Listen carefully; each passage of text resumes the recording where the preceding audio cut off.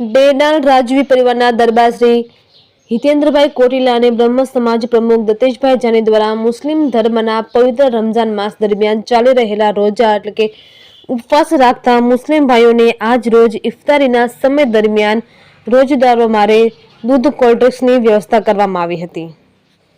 ડેડાણ રાજવી પરિવાર રાજાશાહીથી લઈને આજ દિન સુધી હંમેશા પોતાનો રાજધર્મ નિભાવતા આવ્યા છે।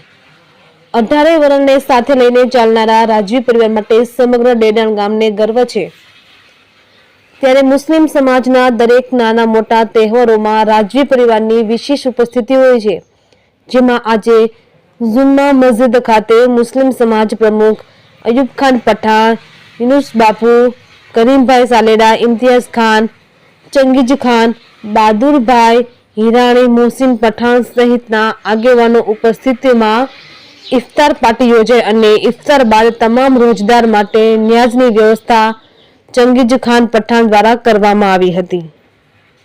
રિપોર્ટર મોહસિન પઠાણ, ખાંભા। हमारा राजवी परिवार तरफથી हितेंद्रभाई कोटीला તેમજ બ્રહ્મ સમાજ પ્રમુખ દત્તેશભાઈ જાની तरफથી આજે दूध कोल्ड ड्रिंक की इफ्तारी देवामां आवे छे। तो जो दिल से बात निकलती ही वो रखती है, पर नहीं लेकिन फरमाद रखती है। एनी खुशीनी बात है कि आज इफ्तारी आपने करावी, घणी खुशीनी बात है।